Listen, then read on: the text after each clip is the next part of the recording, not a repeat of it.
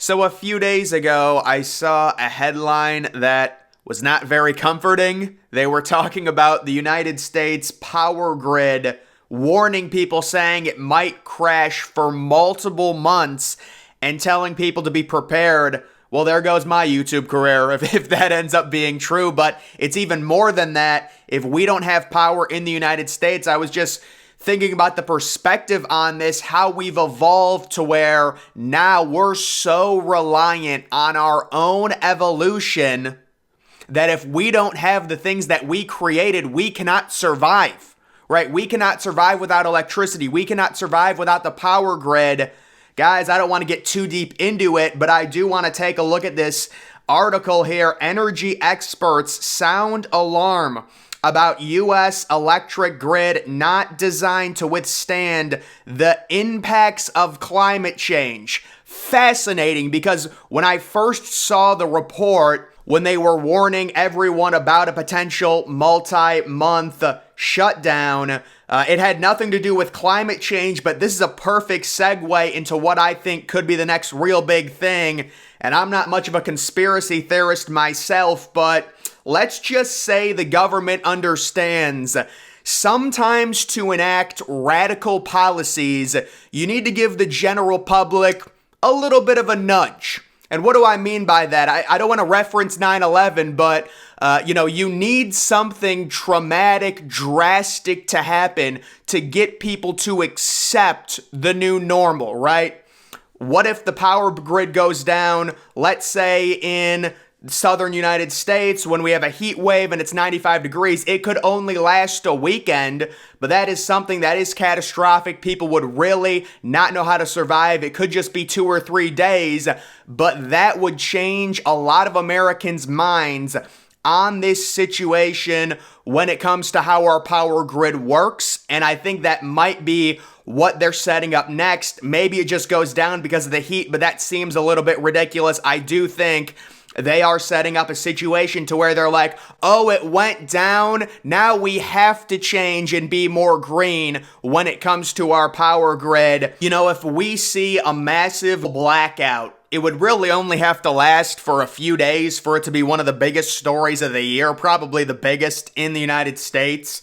And it would really change people's minds, and that you could pin it on climate change. Human beings are partially to blame for the climate, but that's just part of human evolution. We're going to pollute the planet more because we're going to create more things. Go back to the year 1900.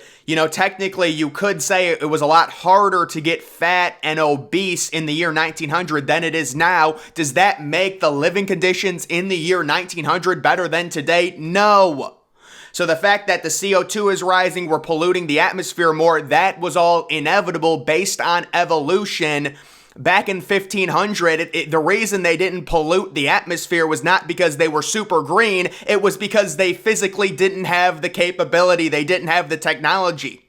And as we evolve, it's just going to keep going and going and going. Now, why would global warming be a way for the government to control the public? Well, it's very simple. What if I told people, I'll tell you right now, I have a plan to eliminate 100% murder.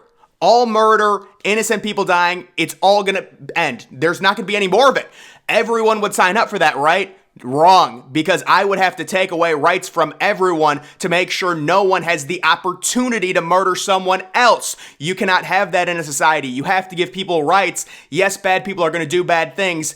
There's going to be people that are businessmen that are going to make billions and billions of dollars. That's just part of capitalism. You cannot stymie that and say, no, let's all make $50,000, live in a one-room home like a rat, a little government slave. That is not the way America was designed to work. It is a capitalist society, and I think all of this climate stuff ties back. Be green, eat plants. We have to dump all this money. We have to throw all these taxes at climate change, and I think one of the ways you can do that is if you do experience in the United States a power outage, and you say, listen, it's because of the temperatures. The temperatures are rising. It's global warming. We had 2 weeks with no power. That's really going to change a lot of Americans' opinions on climate change, global warming, they're going to be much more open to the idea of pushing those radical policies forward. So I could see this as a potential opening for them. And then you take a look at this. How does greening the grid factor into the U.S. climate goals? Generating energy from renewable sources instead of fossil fuels is central to President Biden's climate goals, particularly his pledges to have U.S. emissions from its 2005 level by 2030 and achieve a carbon-free power sector by 2035. About a quarter of U.S. greenhouse gas emissions come from burning fossil fuels for electricity. The power sector relies mainly on coal and natural gas to produce electricity. Burning these fossil fuels releases greenhouse gases, which trap heat and warm the planet. But to fully phase out fossil fuels, experts say a range of policies, radical policies, will be needed. And that's where it all comes into. You need to give the general population a nudge. I'm not trying to start a conspiracy theory, but I do think my prediction on if the power grid goes down this summer during a heat wave, it's going to be very similar to the pandemic, lab leak situation where you're going to get a lot of people immediately claiming the government did it to push climate change, and then all of those people, particularly people on the right wing, they will start getting called conspiracy theorists by the people on the left. And if you're not familiar with how America works, if you're someone else, what we're going to basically have happen is a big American orgy on the internet where we just all argue with each other. After the power grid goes down, you're going to have the people on the right saying they did it on purpose, the people on the left saying, no, it's climate change, we need to introduce more radical policies and speed it up. Sometimes, and the government knows this, sometimes the American citizens need a nudge, and the nudge might be the power grid going down during a massive heat wave. That could be the next big thing. They're already warning about it. Let's hope that doesn't happen. That would be absolutely horrible for me and pretty much everyone, obviously, with my YouTube and things like that, but it doesn't even matter. We're so accustomed to the internet. If we don't have that, I do wonder how long it would take to reprogram our brains to live without the internet. The one great thing about human beings, we're super adaptive. Take a look back during the pandemic, the first few weeks of it, we went from going out doing everything, then they say you can't even go to the gym, and we were able to adapt to it. But I do think it is going to have significant severe effects when they go back and read the studies on depression. A lot of those studies will be tried to be silenced and things like that. They're not going to want to hear about it, especially the Fauci faction of the United States that wanted to shut everything down and really, unfortunately, stunted young children's growth in terms of those very critical early years in school. I'm not saying, I had the perfect answer for it. Trump obviously shut the country down for a month. I was behind it because I didn't know how powerful the virus was. But the other thing, how about this? The White House has come out as anti-science. The White House, this came out a few days ago, mandating face masks, social distancing during their college athlete guest day. And of course, the science has already come out on the masks. They don't do anything. The White House is completely pandering here. And the real sad thing is, the only reason I was against the masks is because I thought they dehumanized people, which they do. When you wear a mask, you come off super depressive. People don't want to talk to each other.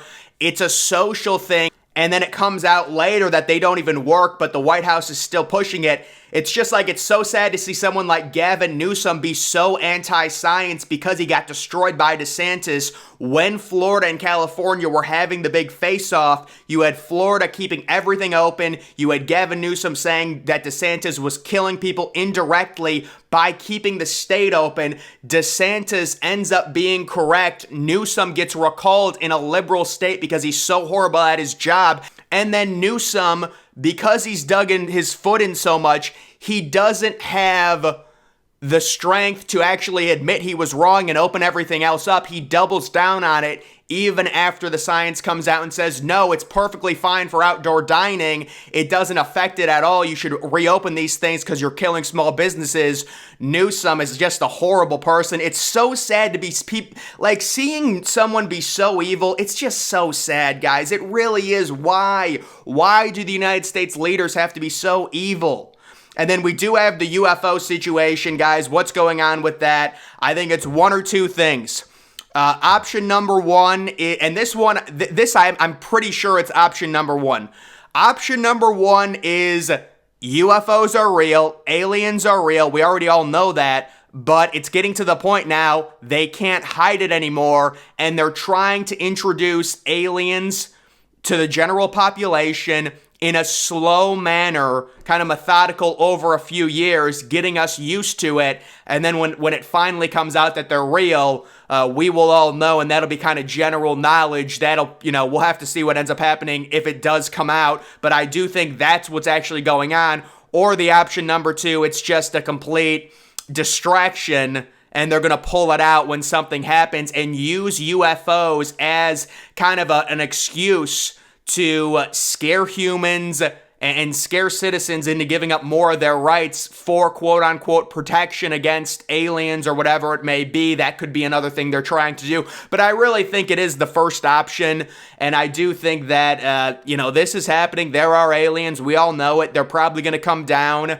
on the supremacy from Star Wars and landed in Iowa. I would love to see that. And the only thing that we really have, I think, at this point that they would be impressed with is the stealth bomber. But we need to make that thing even bigger. Guys, the stealth bomber is amazing. I love the stealth bomber. It is so cool. But, aliens, at some point, it's going to get too big. They're going to have to tell everyone. I do think this is a period where they're letting us know, yes, we're going to let you in on some details. We're going to have a few whistleblowers. We can't really cover this anymore. We can't really cover this up anymore. It is real. It is happening. Whatever. Let's slowly introduce. We're going to do a slow roll the general public. And then at a certain point when everyone's officially ready, yes, aliens are real. Yes, they've been patrolling us. We just have to live with it. I guess the best way to summarize my point, to enact radical change in this country, especially something to do with climate change, which happens so slowly over hundreds of thousands of years, if you want to enact radical policies that are really going to change the way we live, there has to be a nudge. There has to be something in specific that happens that changes opinions immediately. And I think some type of power grid outage during the summer heat, it only has to last 2 or 3 days, maybe even nationwide. The overall idea of being green, of course, it's coded language because you have to make sacrifices for, I guess they consider the betterment of society, and not for you. It's not for you, it's for your kids, it's for your grandkids. You want to leave them with a better planet. That's how they get people. It's the same thing they did with the pandemic when they said, oh, you might be 25 or 30 years old and perfectly healthy, but if you don't do this to your body, then you're going to get an older person sick, they're going to die, and you're going to be to blamed. So it's a blame game type thing, and they're very aware of the human value system. We do value other people. When someone says you're killing someone else, we do take that really seriously if you are a good person, and that's really how they attack it. That's how they get people to give up their rights. It's not about your safety, because during the pandemic, a 27-year-old, a 30-year-old, you've got less than a 0. whatever percent chance of dying. It's not about you. It's about the older people around you that you might kill, right? It's what they did with DeSantis. You're killing older people by keeping these places open. How dare you? You are killing people. That's how they do it. You need to take the rights away from the citizens to protect them. Of course. It makes complete sense, doesn't it? It's really evil what they do, but it is smart. That's going to do it for this video. Make sure you're following me on Twitter. Link to that's always in the description. I'm, of course, the Depressed Ginger. Thank you for watching.